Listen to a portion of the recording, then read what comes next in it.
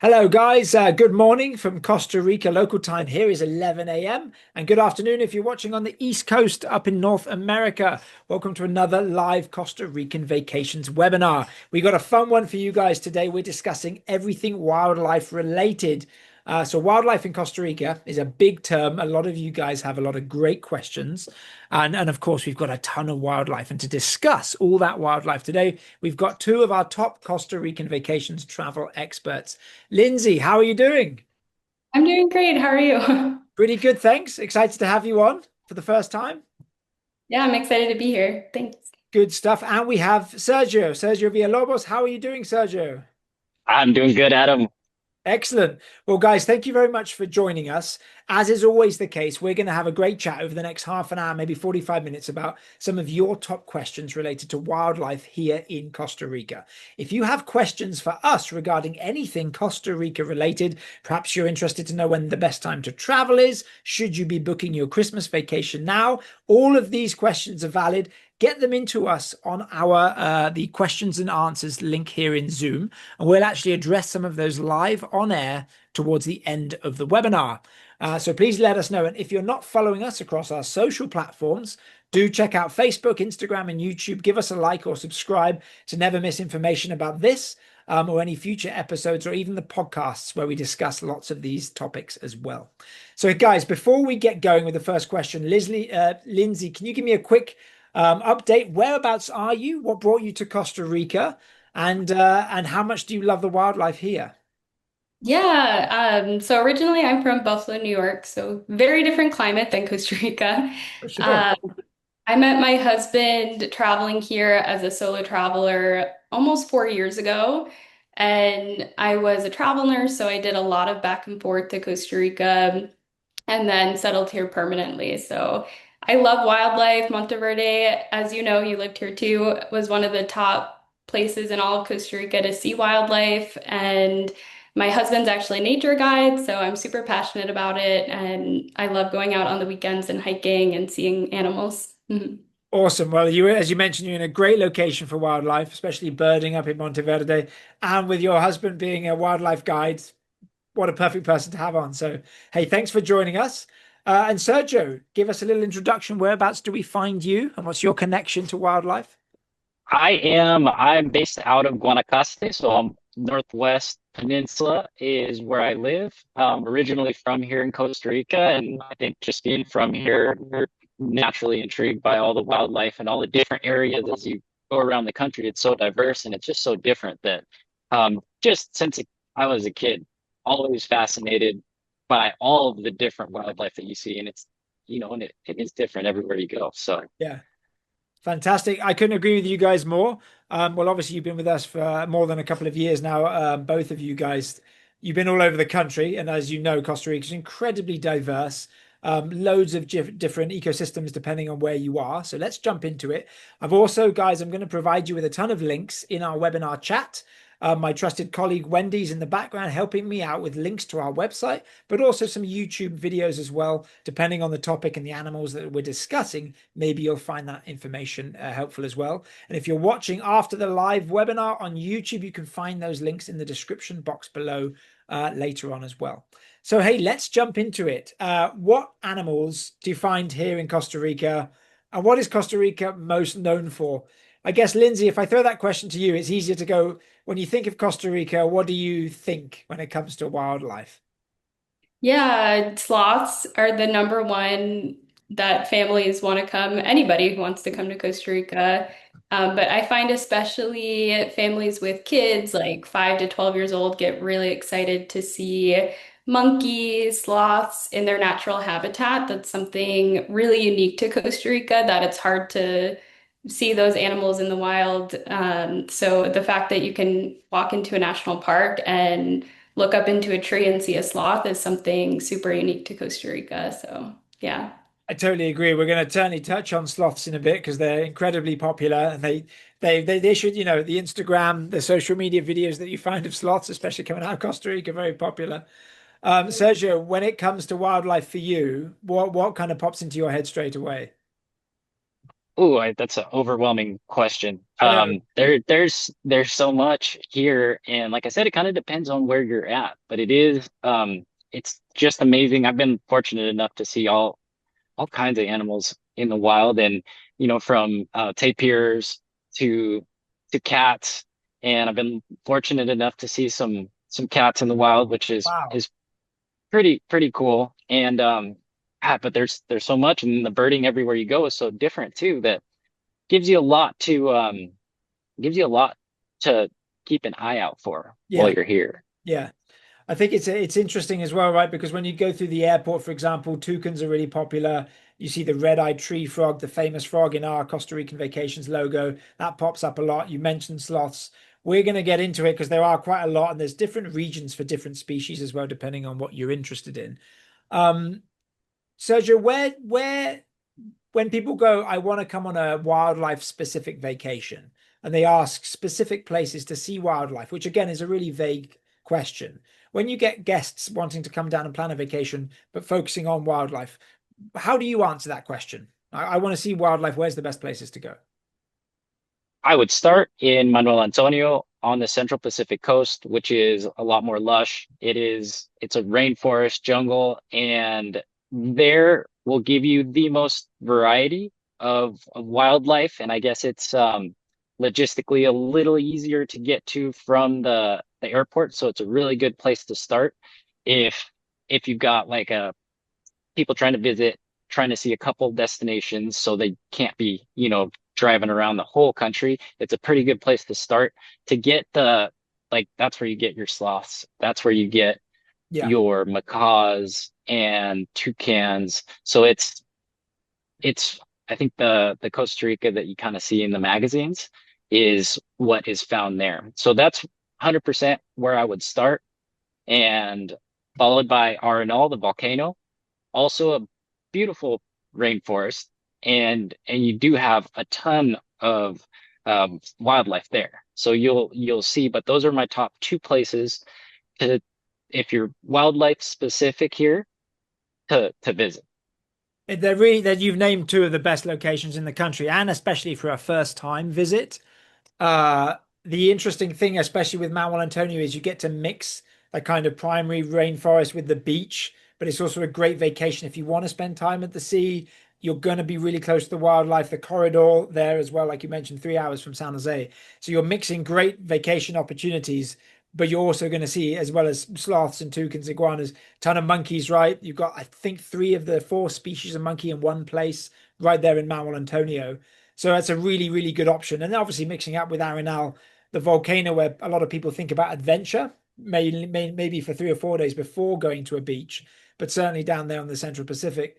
Lindsay, in terms of Monteverde, for people who don't know, can you explain a little bit about what Monteverde is and where it is? Yeah, so Monteverde is in the cloud forest, and I get this question all the time, like, what is a cloud forest? And it's exactly like how it sounds. It is a world within and above the clouds. Like, I can look out my office window, and often the clouds in the middle of the day start just like drifting out. So it makes for a really interesting ecosystem here in the sense that it's rainforest, but at a higher elevation, so a little cooler, very misty, and the clouds just roll right through the cloud forest 24/7. So it makes for like a dripping, like think moss, dripping kind of storybook environment where it's similar in terms of wildlife to what you'd find in the rainforest. Some animals can't live as high of an elevation, like we talked about sloths. We only have the two-toed sloth up here, and that's just because of the elevation difference. But there's a lot of birds that thrive up here that don't thrive as much at the lower elevations. So Monteverde is a haven for bird watchers in particular. Yeah. For sure. And this is, you make such a good point. The elevation does play a big part in terms of what you're going to see around the country. Birding, as you just mentioned, is a massive one. And I know Monteverde is one of the best spots in the country. The resplendent quetzal is a beautiful bird, really, really popular, green with beautiful long tail, really popular in Monteverde. Lindsay, do you try, and when someone's interested in going on a vacation to focus on wildlife, do you try and mix in Monteverde and maybe three destinations if they can stay a bit longer? if you're a Yeah. first time, maybe Arenal volcano, then the cloud forest, then Mount Antonio? Yeah, that's a great point. Like Sergio said, if you have a 7-day vacation, two destinations, Manuel Antonio and Arnall is really, really perfect for hitting wildlife and also getting some adventure. But if you do have 10 days to spend in Costa Rica, if you can make it to the cloud forest, the contrast in both the climate and just the ecosystem here, it makes for a really nice balance to the other destinations. So it's a great idea to try to add the cloud forest if you have a little more time. I think Yeah. you mentioned a really nice point there, which is balancing the destinations, but also potentially the temperature. Obviously, you're from Buffalo, New York. It really swings between the winter and the summer. Being from the UK as well, it's not quite as diverse, but it does rain a lot and then it's occasionally sunny. If you come into the country, you go to the humidity of the Arenal area, which is a bit lower, the Caribbean side, and then you've got slightly cooler elevation at the cloud forest, and then you mix it up with the beach and again the tropics, and you've got the sea. That's a really nice mix between seeing these different climate zones. Sergio, I have a question for you. We cannot ignore the one of the most bio-intense places on the planet when talking about wildlife. If you're a big wildlife lover and you're really coming, whether it's birding, whether it's big cats, whether it's just seeing everything in one place, we have to talk about the Osa Peninsula down at the Corcovado National Park. Um, how do you describe Osa for someone who doesn't particularly know about that region? Oh, it's amazing. I mean, you get down there, it's a little bit of work to get down there just because it is pretty isolated in the southern like coast of Costa Rica. But once you get down there, it is, I mean, my understanding is that it's the most biodiverse little landmass on the planet.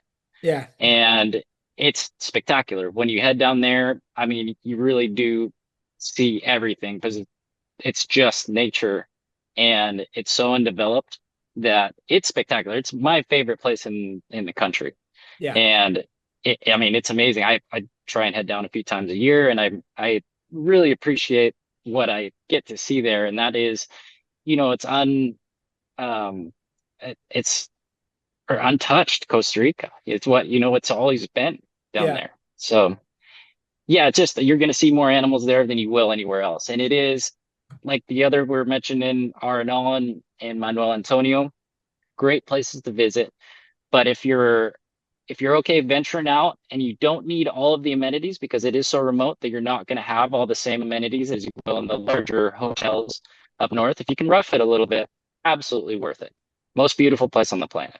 Yeah, I totally agree. And I'm going to share with you guys a link again on our website for a bit more information. But nearly 3% of the total world species is found in this tiny little peninsula. And Costa Rica is already incredibly small as a country in itself.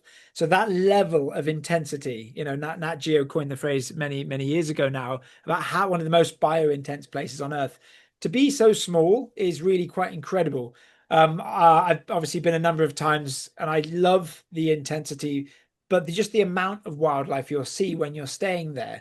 I don't think people realize that, Costa Rica is quite developed, and we've already mentioned Mount Antonio and Arenal. It's been really popular over the last 20, 30 years, but you still feel like you're in the wild, a little bit off the beaten track, even with some of the top eco lodges that we recommend. Lindsay, speaking about some of the places that we sell in Corcovado, can you list a couple of the top properties, depending on either side, Puerto Jimenez, Drake Bay, and how they differ slightly? Because we don't have many, but which ones do you really like? Yeah, on the Drake Bay side, Aguila de Osa is one of the favorites from my clients personally.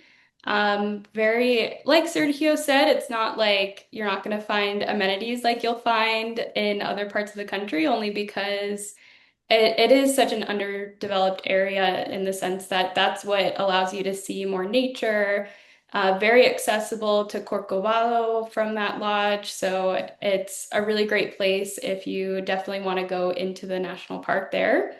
On the other side, it's a little bit different in terms of national park access, and maybe Sergio can speak to this a little better, but I had a client stay at Playa Nequesa, and that's another eco lodge on the other side near Golfito.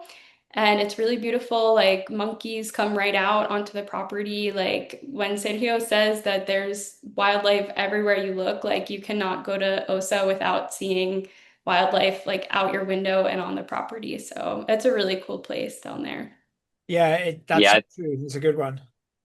Yeah. I was gonna mention, I think the main amenity that you're not gonna find in that region is air conditioning because most properties are off grid. So that's a big one because it's humid and a little bit warm, but with the breezes down there, I mean it's absolutely spectacular. But that's kind of that's the big one that you give up when you head down into the Osa.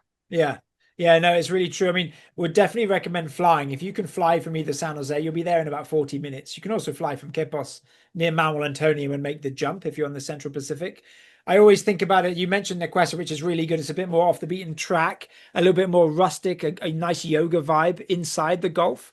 You've got Aguila de Oso, as you mentioned. We're going to discuss dolphins and whales in a little bit, I think. But going out diving, if you're looking for that on the Drake Bay side, is great. Then if you want a bit more of a high-end experience on the Drake Bay side, you've got Copa de Arbol, one of the few places you can find AC, and really good access as well to the ocean and a swimming pool, which is hard to spot. And then on the other side near Puerto Jimenez, we can't not mention Lapa Rios, which has been around for nearly 25 years, 30 perhaps, and renovated recently with incredible views. No access directly to the national park, but their own protected reserve is a great way into very, very similar surroundings with incredible cameras. You can see big cats as well. Really good service and very romantic. I was going to say. Uh, we will share those links with you guys because all those four options offer something different. I think the Hilton has also opened recently a new property called Botanica. So this is the interesting way of trying to get some of the larger brands into this area. But I think Costa Ricans are also, they want to hold on to that authenticity and not necessarily open too much access. Would you say that's fair, Lindsay? Leave it a bit Yeah. more. Yeah. I think in general, like if you know a little bit about Costa Rica, you probably know about Pura Vida, which is a phrase down here. It's kind of like aloha in what they say in Hawaii, but I think a big part of that is preserving the natural environment, and Costa Ricans are very passionate about that. So there are a lot of laws regulating growth and development, and that is just so we can preserve the amazing nature that exists here in the rainforest. So. Yeah. Yeah, no, it's just such a special place as well. It's definitely a difficult place to get to, but it's worth it when you do put the effort in, and you've got a lovely selection of lodges as well. Good stuff. We may end up touching on it as we go. Guys, you're already sending in some questions. Robin sent a question specifically for Lindsay. We'll get to that shortly, Robin, for sure. An anonymous attendee, you guys, you can ask anonymously. Laura's also asked a question. Don't forget, please keep them coming in. We're going to get to all of them very shortly, but we do have some great questions still ongoing here. So a question, Sergio, that we get asked quite a lot, and I guess it depends on how experienced you are as a traveler and how much wildlife you want to see. But the question is it safe to see wild animals in Costa Rica? And how might you go about doing that? Yeah, absolutely. Absolutely safe to see wild animals. Very, very low incidence of interaction with them more than just sightings here. Um, One big thing is you gotta remember to stay on the trails wherever you're at.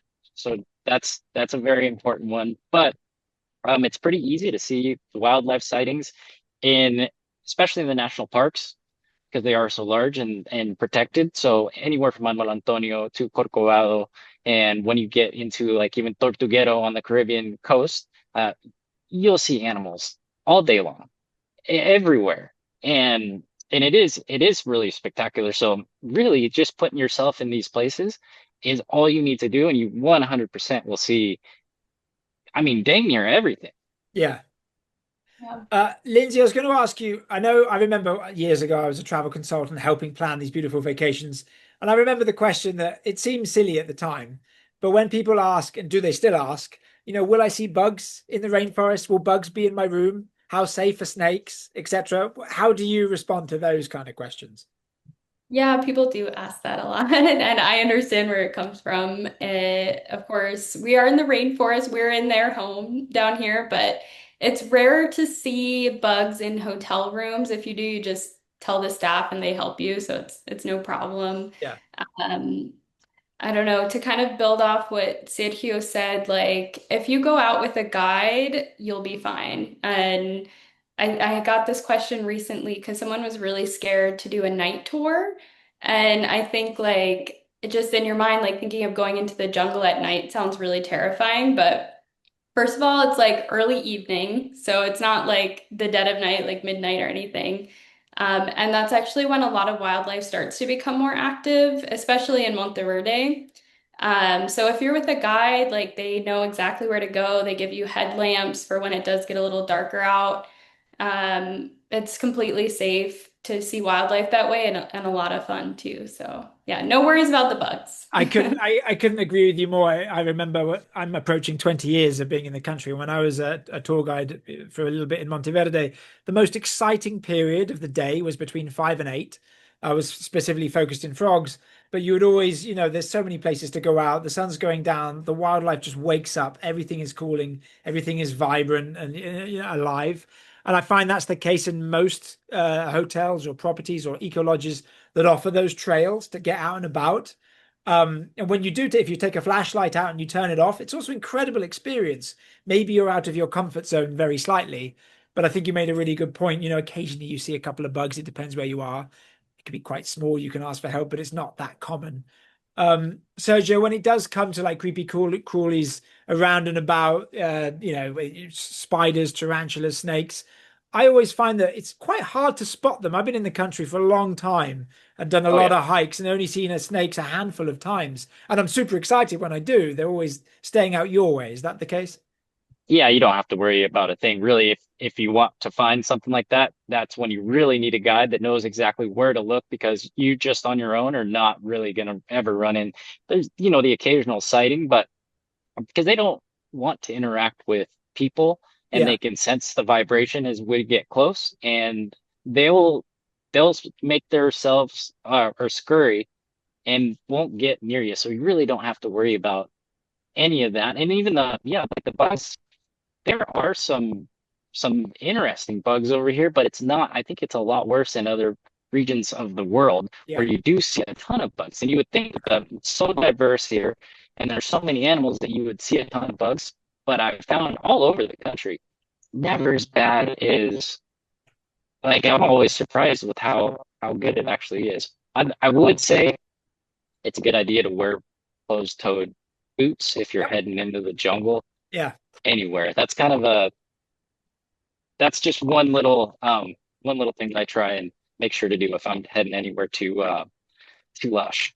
There's some really good tips, and maybe we'll touch on that in a bit. But I think if you are going to go in the rainforest or the cloud forest, generally, if you're with a guide, like you say, then you'll find some stuff. If you are going to go alone, just take precautions. It's not like the forest in the northern hemisphere, which is a lot cooler and you don't see quite as much. Closed-toed shoes, always a good idea, right? But also even long pants, depending on how deep you are. If you're in the Osa, it's maybe a little bit safer. Really, really good questions. Um, and again, yeah, maybe it's insect repellent, depending. Well, maybe that's going a bit nicer for the environment. Stuff like hats, just keeping your head protected, especially if you're in the deep canopy, depending on where you are.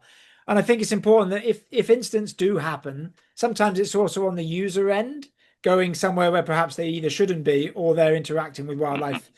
And it's not Yeah. like you say, the wildlife tends to stay away, and it's usually us trying to make a bigger impact, right? And that's when you might run into a few more issues. But yeah, really, really, really good points. I wanted to ask you, Lindsay, because this is a really big open-ended question as well. Is there a particularly best time of year to see? When I say wildlife, I open it really, really, it's a very broad question.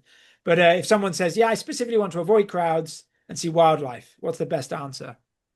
The green season, 100%. Like starting in May, that's kind of a transitional, April, May is like a transitional month. That's when the rain, as a trend, picks up throughout the country. Of course, we have so many different microclimates. It's hard to say, like, you're going to see this amount of rain in the whole country. Like, it's never going to be like that. It depends on where you go and at what time of year. But like, for example, Manuel Antonio, we talked about earlier, the wildlife starts to become even more active than usual around that time. And then the whole green season through the end of November, like early December, is an amazing time to see animals and wildlife in all of Costa Rica. So yeah, highly recommend. When someone says, "Oh, but it's going to be raining all the time," then what do you tell them? I love when people ask me that, and I tell them, I promise you, it's not going to rain all day, every day. Like, that is not the common weather pattern. You might get a rain shower for a few hours, but it's very, very rare unless there's some like extreme weather event, which who can predict that, to have rain all day, every day. And then they come home and they call me and they're like, oh my God, I'm so glad we went. Like, it rained like maybe once a day. We saw so much wildlife. So, yeah, don't let the naysayers online deter you from coming during green season because it's a lot of fun. It's Yeah. super important, like to mention that when we say green season, the rainy season, as you mentioned, right, late July, August through to November-ish, the end of the transition period, that it's not only is it amazing for wildlife, everything is green, the flora and fauna is in bloom.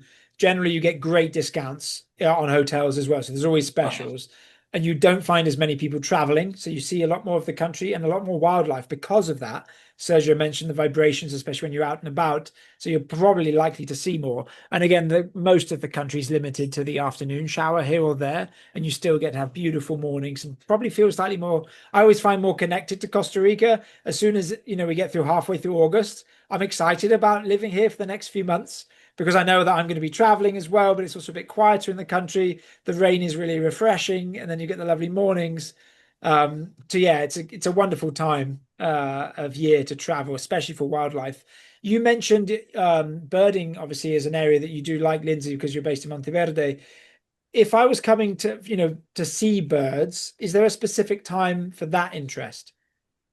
So there's a lot of specific migratory patterns, and I'd be lying if I said I was a full expert about that. But usually, what I do is we have like a whole host of experts that we consult with, people who run these tours. They run expert birding tours. There's a few lodges that specialize in birding, like one in Monteverde, Belmar, for example. Yeah. They do specialized birding tours, so they'll actually talk to guests when guests book to stay with them and they want to do birding.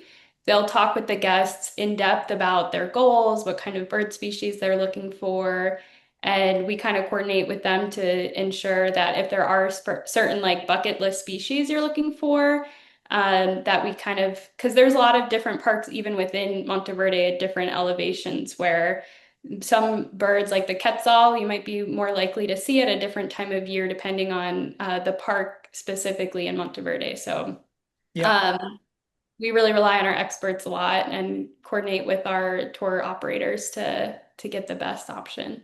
Yeah. Very cool. It's funny. We actually just got Laura as well as just asked this question. We're touching on it now. Where's the best place to see quetzals?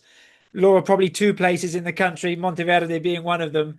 I think the migratory patterns around March to April for the next couple of months. So if you're traveling at the end of March, the end of the high season, wake up at like 4 or 5 in the morning, get to the car park at the biological reserve at Monteverde, and then go with the tour guide. And you'll probably see some if you're there first. But also San Gerardo de Dota, which is quite close north of Mount Antonio. Really nice, higher elevation, great for birding, as you mentioned. Lots of good lodges down there as well, Lindsay, and you can spot the quetzal there. So, Laura, hopefully that helps. We got that in earlier. Um, Guys, I've also shared a link with you in the chat to all the best times of year to visit, depending on the month you're traveling. So not just a general overview, you can actually go into that article and learn more a little bit about each month. So do double check that. And I'm going to share a link as well for you about bird watching, as it's a huge subject if that's something you're interested in. And it varies massively depending, as Lindsay said, what you want to see and where you might want to see it.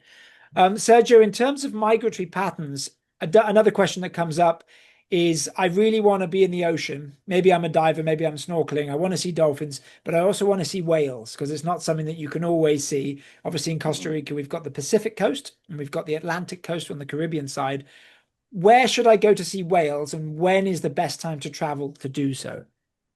If you're interested in whales here, the July to November, like the fall dates or late summer to fall is the best time to see them. And on the central and southern Pacific coasts is where they're most often found. But if you come here in late July and you head out, like it's like you're almost 100% going to see whales when you venture out into the ocean. And it's all close and they're in teeming. Dolphins, whales that time of year, amazing, but it is kind of limited to those like 3.5 4 months when but it's spectacular. Like there is a ton of action in the ocean that time of year. Yeah.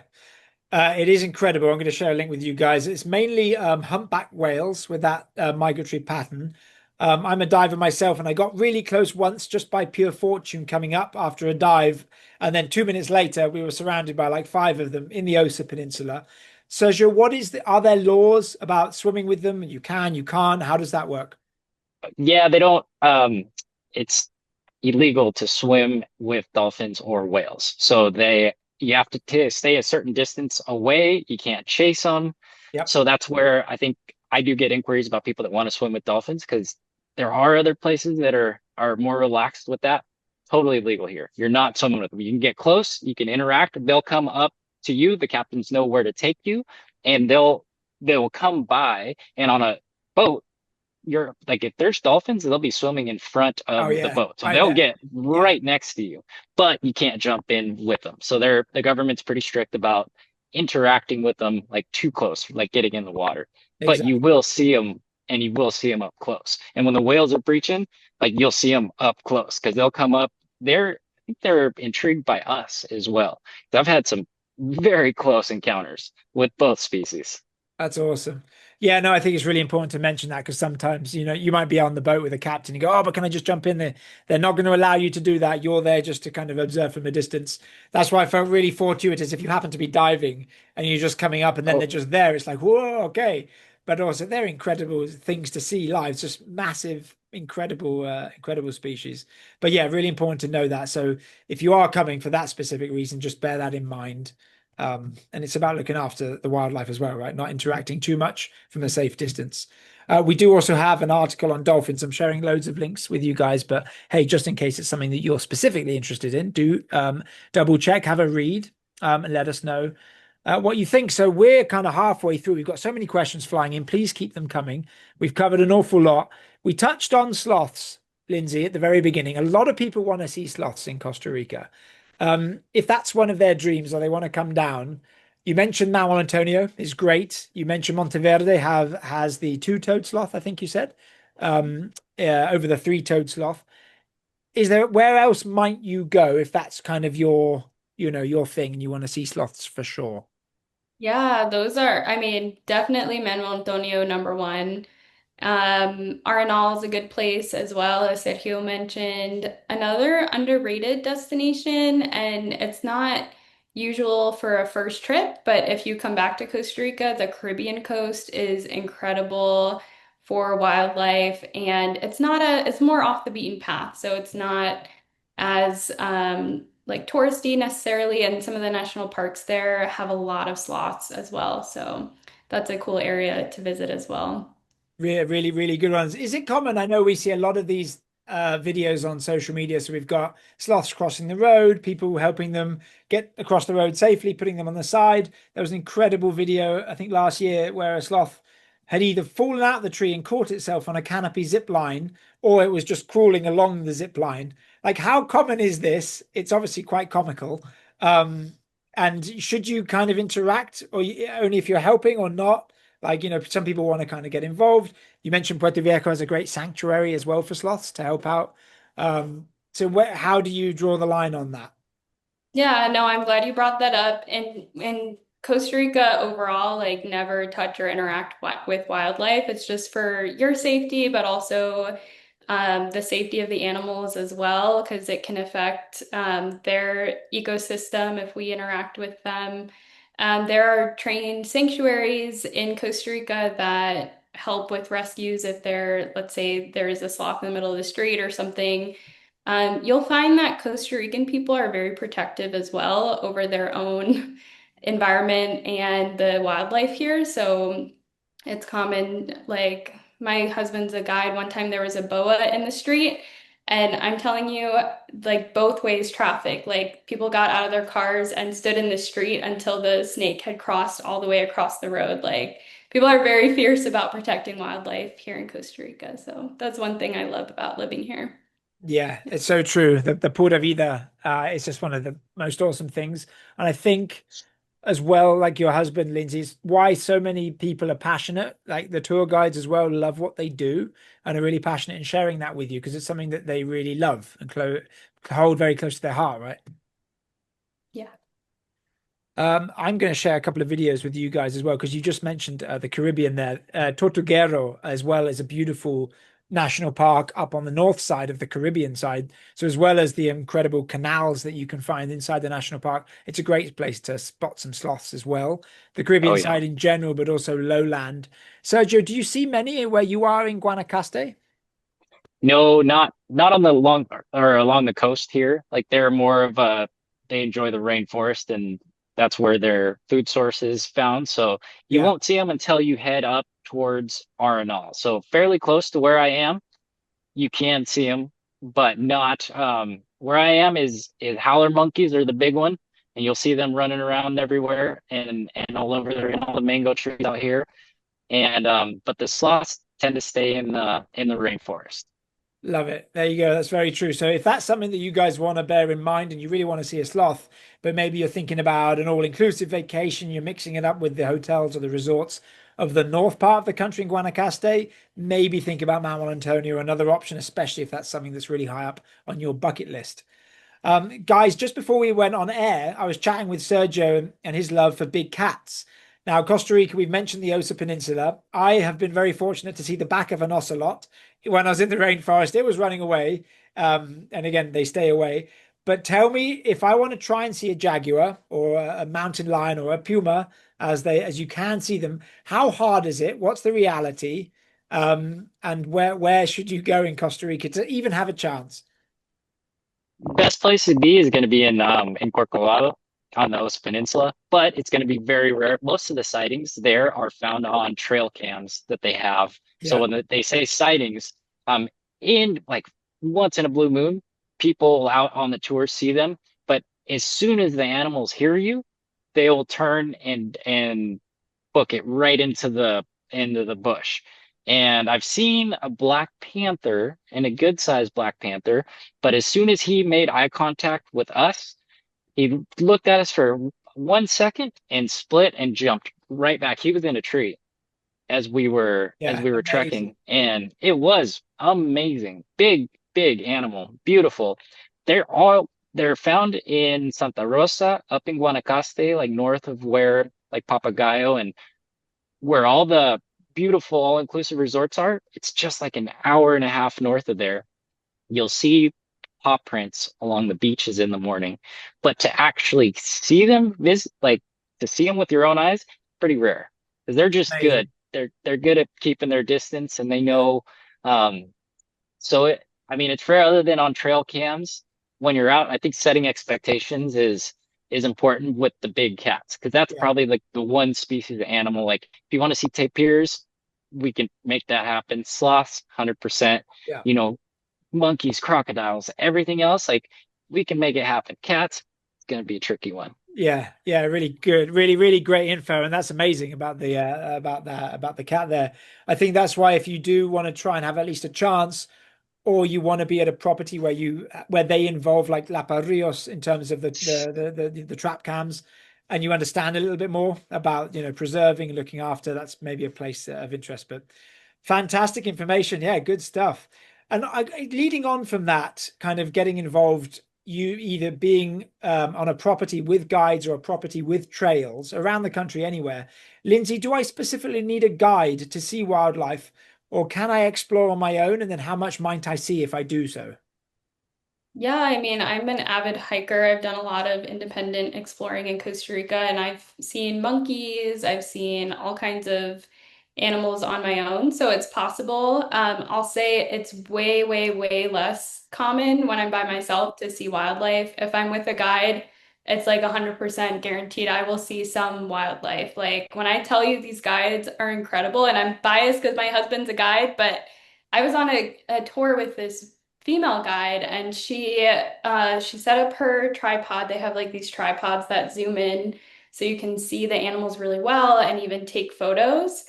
And probably like 300 yards into the forest, it was like 300 yards, all green, and it was a green snake up in the tree. And I was like, how did you find that? Like, it was so far away. And she was like, well, I heard the birds, the jays, they have this specific call when they're calling a warning to each other. And I just Ah, picked out the sound. I was like, so you're just never going to be able to do that by yourself, yeah. right? So.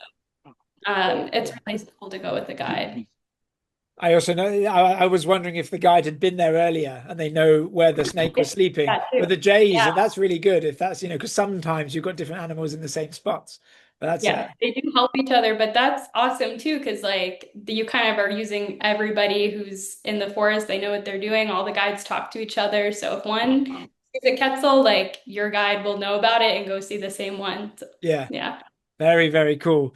Yeah, I highly recommend it if you are able to get a guide, you're going to have a more in-depth experience, and you'll also learn about even some of the basic stuff that you might not know about the area, the region, the particular ecosystem that you're walking around in. But I would also say I think it's true that if you do choose to maybe walk around the 1 kilometer trail hike on your property, and you do so early or in the early evening, it's likely you'll find one or two things by yourself as well. Just, be slow, quiet, and enjoy the process. I wanted to ask you guys. So, Sergio, I'm going to throw this to you because I saw a question. Laura asked earlier, are the night hikes worth it? Is it easy to spot animals? And I've got the same question here. What are some of the best night hike tours or the nocturnal wildlife experiences? Where can you do them? How often do you find them? Are they everywhere or are they just in some places? So they are found in multiple locations. 100% guarantee. I recommend if you can fit it in to do it. And it's at night, so you should be able to fit that in even with, other activities in the day. You'll have a great time because you'll see things you just won't see during the day. We're in Manuel Antonio. They've got some great night hikes. More in where it's rainforest is where they are. Like in the dry forest where I live, not so much. Once you get to Arenal, they have some great night hikes in Monteverde, great night hikes. So pretty much everywhere in the jungle here, it'll be like the jungle is alive. As the sun goes down, everything wakes up. And it is 100% worth it. I mean, they're great. I think it's fair to say as well, a lot of night hikes, especially if you're interested in that, a lot of hotels offer the service with local guides from the hotel. So it's not really a tour that you spend too much time going out to a location. I know there's a couple, but if you are interested in wildlife and you're staying at a property like you mentioned, Mount Antonio or the Osa in the rainforest, or even maybe Arenal, depending where you are, that you'll find trails on site. Maybe you can do them alone if they're really short with a flashlight or a torch. But for maybe $25, you can pay one of the local guides and do a consistent one before dinner, maybe from like 5 to 6, 6 till 7. Would you say that's accurate? Yeah, you normally head out right as like before the sunset. So it's not pitch black when you're out there. You head out Yeah, a little bit before. yeah. And I think that's an incredible experience as well. When the sun's gone down and you can hear that, as we said earlier, the rainforest or the cloud forest kind of wakes up. Everything's really active, certainly before 8 o'clock. So you can kind of feel like you're really in there and kind of get that experience. Highly recommended. And definitely do those with a guide, I think, because it becomes a safety thing too, right? Like you want someone who knows the area and knows the trails really well. So yeah. That's really true. If you've not done it at all or been in the depth of the forest for the first time, even if it is a short one, maybe that's a really good piece of information. Sometimes we forget that we've done this for an awful long time, and the more times you do it, the more comfortable you get, right? But if it's your first time, yeah, that's a really good piece of advice. Still got a couple of great questions here, guys. Keep your questions coming in. We'll be getting to some of the open questions in our Q&A session very shortly, but I want to rip through a couple more of these. We've touched on a little bit of this, Lindsay, but what national park in Costa Rica has the most wildlife? That's a good question, but that's a question that does get asked. And how do you balance them? Yeah, Corcovado hands down like objectively has the most amount of wildlife in the sense that you're going to see wildlife everywhere you look there. Manuel Antonio is the one we recommend because as Sergio said, it's closer to the airport, so it's quite accessible, especially for a first trip. But also it's a very small national park. It's actually the country's smallest national park. So the concentration of wildlife there is huge. Like you will see monkeys in Manuel Antonio. Sloths are huge, toucans, other exotic birds. So Manuel Antonio is always my first recommendation. Of course, if someone's like definitely wants to see a ton of wildlife and they're okay with going more off the beaten path and somewhere more logistically complicated to get to, then Corcovado. Yeah, yeah, really, really good answer there. I couldn't agree with you more. Mauro Antonio is really small, but it's really intense, and it is such a popular location so that you can see quite a lot. One thing I've found, and talking in all honesty, is over the last at least 20 years that I've been here, when I first went to Mauro Antonio, it was a lot smaller and there wasn't as much, foot traffic going into the park. I think they close it now on Tuesdays to give the wildlife a break. It used to be Mondays. But I do feel like after a long time with so much tourism, you do see the wildlife impacted slightly. That it becomes more normal for the species inside, not to interact with the wildlife with the guests visiting. But if you do want to get that kind of more rustic off the beaten path experience, going a little bit further in to more biological reserves, Monteverde is massive. The cloud forest. Tortuguero is harder to get to, so you don't see as many people, much like Corcovado as well. Sergio, is there any national parks perhaps that we haven't touched on that you would like to highlight that are worth visiting, maybe off the beaten path? Ooh, off the beaten path, I would say like Tenorio National Park is absolutely beautiful, and that's a little closer to where Arenal is up on the northern region of the country. Tons of sloths there, beautiful jungle, and that's a pretty park, and it's not as visited as others. So the wildlife sightings are um, they're all over. There is also where there's a tapir valley nearby. So tapirs Nice. are an interesting one, and that's kind of a unique animal that certain people are just dead set on seeing. The tapir valley right there near Tenorio is probably the best place to see them in the country there, and Corcovado. Tortuguero is, I mean, it's beautiful. It's one of my favorites. You'll see a ton of wildlife there, but that's now you're trying, or you have to head in by boat. So you've got like a drive for a few hours and then a boat ride. So you're really going deep, but 100% worth it while you're there. And beautiful area. And then you get all the turtles there. I mean, that's where they do the turtle nesting. And so not only that, you got the turtles, you have all of the other sloths and birds and monkeys, and it's it's pretty interesting, but it, Tortuguero is all canals. So the national park there, you don't actually hike through. There's areas where you can hike where the hotels are, but it's a series of canals that makes up the national park. So while you're there visiting, it's boat trips that you take out to do all your wildlife sightings. So it's Uh, all done from the boat there. Actually, that was a question I had for you in terms of wanting to see turtles nesting, and hatching. Tortuguero is certainly one of the top spots in the country in the Caribbean side. When is the best time of year to visit Tortuguero? For turtles, Yeah, it's July to October is the best time for turtles. So we're kind of breaking into the season there. And for the green sea turtles yeah. specifically. The other on the northern region, close to where I live, is more like October to December, and you'll see the turtle nestings here on the Pacific side Yeah. as well. So you do have a couple options and a couple different times a year. So depending on what time you're visiting, what time of year you're visiting, you can really get to see some pretty unique, like the nestings are impressive Yeah. to see. Um, I mean, I've only come across one on accident on a night cruise that we did on a full moon night in late December, and it was amazing to see the whole beach was moving and just thousands upon thousands of baby turtles were making their way to the ocean. You could just see the beach moving as we pulled up, and I mean, it was dark. It's probably 10 p.m. at night, and it was spectacular, amazing to Uh, see. That's amazing. Yeah, if you do get the chance to see that, that sounds incredible under the full moon as well. But it's nice to know that in Costa Rica you could do the Pacific side and the Atlantic side as well, depending on when you're traveling for that experience. I should definitely mention as well, we're talking about off the beaten path places to visit. Recently, we shot a new video maybe a few months ago in the Caño Negro Wildlife Refuge in the north of the country. And there's a great new place called the Toku Tent Camp, which I'm going to share with you guys a link here.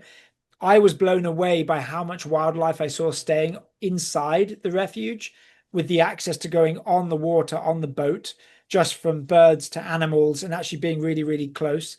So that was an incredible experience as well. That is off the beaten path, and maybe you don't want to necessarily go to Mount Antonio for the amount of people, or you're coming back. That was an incredible experience, which I'll share with you guys. So if you are looking for something as well like that. Do check it out. And I will put a link for Tortuguero here, as that is a unique spot as well. Okay, guys, we've got a couple more questions before I jump into some of these great questions that have been flying in. Lindsay, if I'm coming down with kids and I want to give my young kids a wildlife experience, where is a couple of the best spots you might recommend for a family, perhaps with 2 or 3 kids, somewhere between, the ages, I don't know, 2 up to 15? Without sounding like a broken record, Manuel Antonio. Yep. But yeah, so really like, yeah, ages 5 and above, like going to a national park, seeing the wildlife there in Manuel Antonio. There's great options in Arenal too, like nature trails where it's common to see sloths in Arenal, and then Manuel Antonio, the national park. You're going to see monkeys everywhere. It's often at your hotel, also in Manuel Antonio, you'll see monkeys or wildlife. So that's super common. For younger kids, usually I recommend more like wildlife sanctuaries or like butterfly gardens, maybe like an amphibian pond or something that's not as like, because it can be tough when you have really young kids to be on like a 3 hour Yeah. nature hike, because it's hard, like you're kind of looking for stuff. Young kids might lose a little patients. So I think some of the more like interactive ones where you're in a butterfly garden and surrounded by maybe hummingbirds or butterflies, like that's a lot of fun for the younger kids. And then older end, like teenagers, I think the night hikes are really, really cool. Like I've had teenagers like leave Costa Rica with ambitions to study wildlife when they go to college. So it's like, it's a really cool experience. That's a really lovely answer. And I think you make a really good point that you don't necessarily need to do a big tour. If you're in Monteverde, Arenal, Manuel Antonio, you will find small sanctuaries as well. Snake Sanctuary, Butterfly Garden. Shout out to my old frog pond where I used to work in Monteverde. You want to see frogs in a small place, 45 minutes. You can take the kids as well. Maybe you're using a pram, and this, if you've got smaller babies as well. So it's very easy to get around and you don't have to do those 2 or 3 hour hikes. Yeah, great point. So before I leave you guys, last question, and I'll start with you, Sergio. If you're going on a wildlife trip or a hike, what is 1 or 2 essential tips that our guests should know that you would give them before going on a trip? Just be aware of your surroundings and know that the animals aren't super keen on us in general. So being quiet and mindful of your voice, how hard your paces when you walk and everything, because it's I guess you just want as little footprint as possible to maximize your chances. Like so yelling or cell phones ringing aren't going to help your chances much when you're headed in. So that, and then we touched on it earlier, but the proper attire. Like if I'm headed somewhere that's bush and everything, I normally go with light long sleeves, long pants, and shoes because it's just protection. It Yeah. could help for whatever reason, and I think that's like having the right attire, and then you just go in and you gotta go in without expectations, but the chances you're gonna see wildlife are through the roof. You just don't know what you're going to see and when, because you could do the same hike 3 days in a row and see completely different animals each time that you're out, and it won't be so. It'll never be the same Yeah, when you head out. love it. It's so true. Lindsay, what's one of your top tips? Yeah, I'd really just say my biggest advice would be to defer to the experts, defer to the guide. They're going to tell you everything you need to know. Like they know this place like the back of their hand, right? So if they say, okay, we need to be a little more quiet in this area so we can find such and such an animal, or, they'll give you a description too before you do the tour on what to expect and what to bring. So I think just kind of following that and being respectful that they really know best, that's how you're going to have the best experience. Excellent.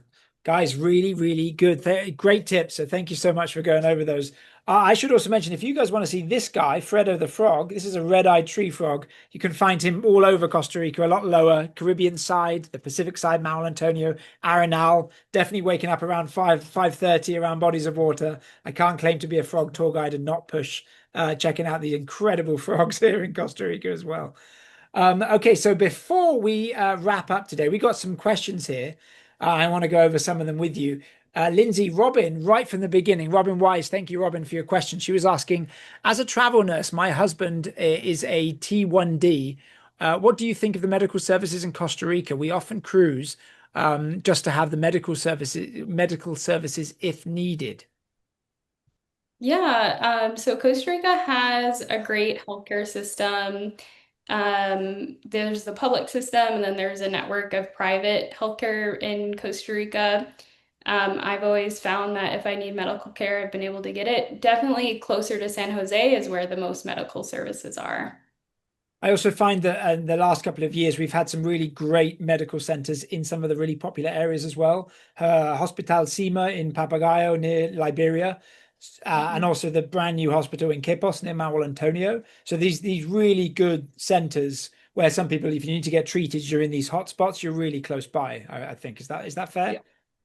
Yeah, definitely. I mean, it's a huge part of the economy here is tourism. So it's a goal of Costa Rica to have everything be safe and supported for tourists as well. Yeah.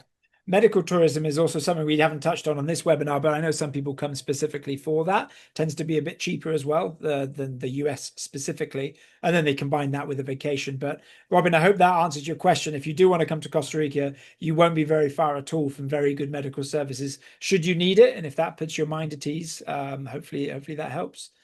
There's a question here. I'm going to throw this one over to you, Sergio. Anonymous attendee was asking, I heard cats. Where can we see big cats? We've discussed Corcovado, but are there also sanctuaries and places where you can see them for sure, but not zoos? They're not zoos. There are sanctuaries in Arenal and on the Caribbean coast as well. Zoos, yeah, I don't think you have to worry too much about that here. Yeah, But I mean, your best bet is to go to a sanctuary where they do the rehabilitation and everything. If you just guaranteed want to see them, or they do like certain, I know in R&L they do cat feedings and stuff too, which is real interesting for people to get to witness and everything. yeah. Because like I said, in the wild, you'll be kind of hard up to see them on a hike or something like that. Yes, yeah, it's so true. And if I might be wrong, but I feel like I remembered a law that was passed where zoos were abolished in Costa Rica. I Correct. don't believe there are any zoos here. The last one used to be in San Jose, left ages ago. And there are only sanctuaries. There's also one called Zuave, has zoo in the name, but it's actually a wildlife sanctuary for it started at birds. It's about 45 minutes from San Jose. I go there about once a year. I take my daughter, we pay the entrance fee, maybe $25, maybe a similar price for tourists, and you can actually see all sorts of wildlife in that sanctuary environment trying to be looked after, and it varies massively. It's not just birds. You can see big cats, and it's really nice to participate, and your money goes back to the rehabilitation of these creatures as well, of the animals, before they get released back into wildlife. So Zoo Ave, if you guys want to check that out, maybe you've got a free day in San Jose. We've covered a couple of the night hike questions. Lindsay, there's a question from Debbie Belknap. I hope I've said your name right, Debbie. We're staying at the Western Reserve of Conchal. Where's the closest place to see the rainforest and animals, and how far might this be? We aren't traveling to another location. We're staying 6 nights at the Western. So, Lindsay, if Debbie wants to go and see wildlife from the Western, where might the best tour be for them? Yeah, it's a really great question. And I get this a lot because the all-inclusive resorts are nearby where Sergio lives. And as he already kind of explained, it's dry tropical forest. It's not the rainforest. The West End, though, is actually one of my favorite resorts. I'm not sure, Debbie, what time of year you're traveling, but there's actually nature trails there at the West End. It's common to see monkeys there, especially during green season. So you might get lucky and just see some without leaving. The rainforest is about 2.5 hour drive from Guanacaste and southern Guanacaste, where the Weston's located. If you feel really strongly about wanting to see it, it could be worth driving there for a day, but just know that it makes for a really long day. And when you're paying for all inclusive, usually people don't necessarily want to spend too much time off the resort, but um, know that you'll still see wildlife in Guanacaste. It's not like you won't see any wildlife. Yeah. Yeah, and like Sergio mentioned, it depends as well. And if you do want to go to Santa Rosa National Parks a little bit further north, Rincon de la Vieja, Palo Verde. So you do have a couple, but like you said, they are long days just to get out there. And obviously, if you're going with the all-inclusive mentality, you're going to have great beach days, loads of activities on site. So yeah, maybe you can balance it out. If you want to get on the ocean and you want to do some snorkeling or diving, you do have the Catalinas Islands. You've got some lovely snorkeling spots right there from the actual beach. So it's not just inland. I guess it's also worth thinking about what you might see on the sea. But like you mentioned, it depends what time of year you're going, because in the dry season, especially up in Guanacaste between December to March, April, you may see slightly less than you would do in the Central Pacific or the Central Valley, where it's a little bit greener. Hopefully that helps, Debbie. If you want to reach out to us directly, you can. We'll help you out further. There's a question that I'm going to answer here that says, anonymous attendee, if we're in San Jose and have a free day, can we see wildlife somewhere close to the city? Thank you for the question. I mentioned Zuave, which is a really nice place if you want to go to a sanctuary, helping wildlife out. That's nearer the airport, about 45 minutes away. You can also do a day trip. The Peace Lodge and Waterfall Gardens has this very, very cool, it's great for kids as well. It's not a sanctuary, but it's like, I guess, a housing of different wildlife, from snakes to frogs. So they've got a whole bird pen, beautiful waterfalls as well on site.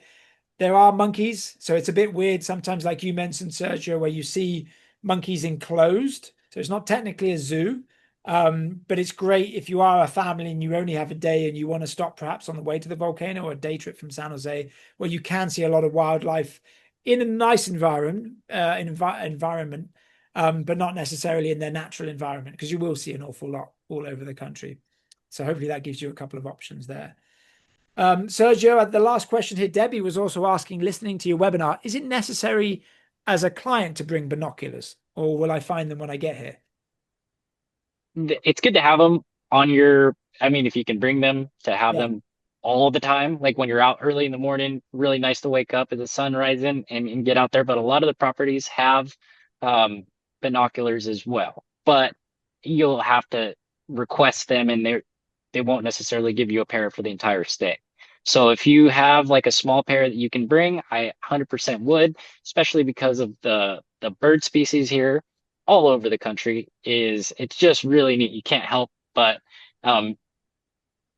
get intrigued by what you're looking at, because there's so many different species and so colorful, and it changes. So if you're doing a couple different locations, you'll be seeing different birds everywhere you go. So even the people that didn't come here for that reason end up interested in doing research and what are they seeing? Yeah. Like what's Yeah. So I would bring, if you have like a small pair, I would bring them. Yeah, good tip. But definitely, if you're an avid birder and that's something that you want to have the whole time for the duration of your stay, bring them. I was just thinking as you were speaking there, that if you're coming specifically to like high-end eco lodges, or lodges that focus on wildlife, we've mentioned Caño Negro, Lapa Rios, the Origins Lodge in the north of the country. These are places that will provide these things probably sometimes in your room as well, because you're paying, top dollar for that experience. But like you mentioned, if you're going with tour guides, you can ask them, or the tour guides will probably have one, or like you mentioned, Lindsay, a telescope, but also like flashlights as well. It's not something you need to bring, but if you've got a great flashlight, bring it yourself. But if you're going on a night tour, they will all be provided for you. And binoculars oftentimes if you're somewhere where wildlife is really common. Good stuff, guys. Hey, thank you so much for your time. That's all the questions. I've added both of your contact information. If you want to reach out to Lindsay or Sergio directly, you can do so and find their travel page on our website at vacationscostarica.com. Lindsay, thank you so much. Sergio, it's been a pleasure. Thanks, Adam. Yeah.